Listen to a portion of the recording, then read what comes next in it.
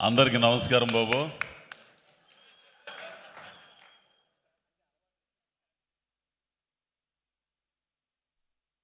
Media వాళ్ళకి, పాత్రికేయ మిత్రులకి, అట్లాగే వెబ్సైట్ మిత్రులకి అందరికి కూడా నమస్కారం.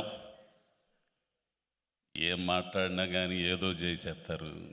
మనం ఏమన్నా నేను మాట్లాడకుండా ఉండలేను, ఉన్నది ఉన్నట్టు మాట్లాడేస్తాను.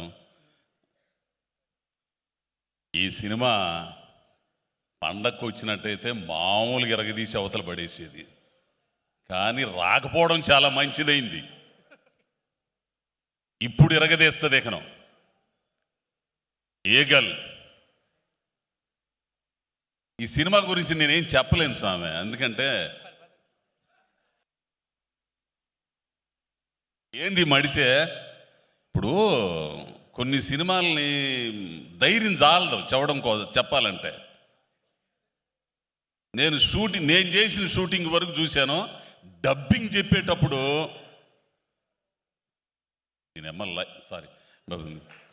లైఫ్లో మొట్టమొదటిసారిగా ఆ పిల్లోని చూసి డైలాగ్ మర్చిపోయా. డబ్బింగ్ థియేటర్లో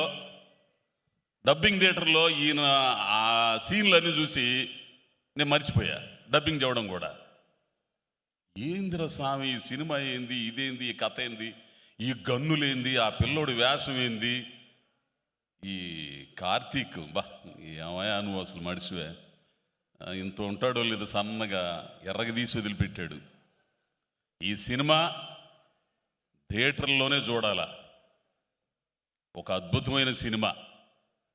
ఈ సినిమాలో పనిచేసిన వాళ్ళు ఎంత కష్టపడ్డారో ఆ కష్టం మొత్తం కూడా ఈ సినిమాలో కనపడిద్ది.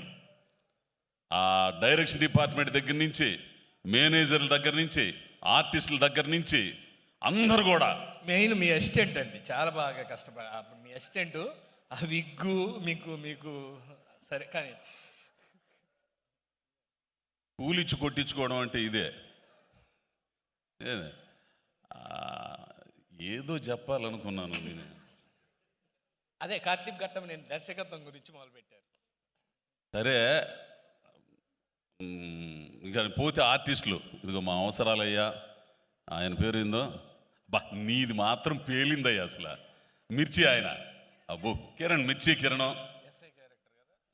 ఎస్ఐ క్యారెక్టర్ అద్భుతం. తెలిసిన నువ్వు చేతులు ఎత్తమగ్గానే ఏంది, ఆడు మా బామరిది భాష ఏంది, ఇట్లా వరసను చేసిన వాళ్ళందరూ కూడా చాలా బాగుంటుంది. మేము ఎవరు కామెడీ చేయకుండానే నవ్వొచ్చింది మీ అందరికీ. ఎందుకని సార్ అట్లా శ్రీనివాసరెడ్డి ఉన్నాడు కాబట్టి ఆ సినిమాలో. అంటే ఎట్లా వస్తుంది, మీరు కామెడీ చేయకుండా నవ్వు ఎట్లా వస్తుంది?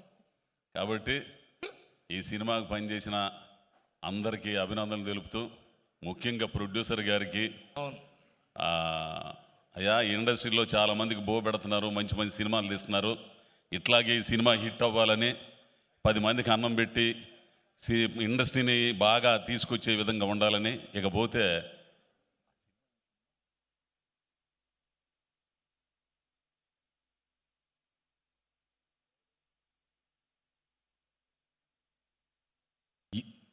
నువ్వేందమ్మా, మేమేదో ఈడియట్ సినిమాకి ఫస్ట్ వచ్చాను అబ్బాయి, అన్నపూర్ణ స్టూడియోలో వేషం కోసం వచ్చా ఫస్ట్.